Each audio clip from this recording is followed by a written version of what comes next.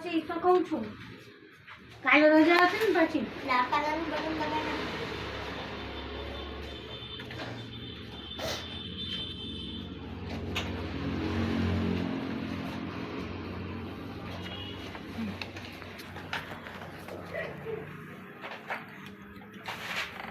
લાપા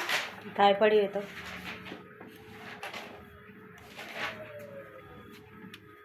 તારીખ કઈ આજે જી તારીખ કાર તારીખ આરાટી હા 25 ના ના 26 કેટલા વાગ્યા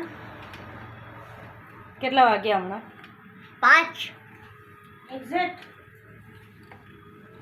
5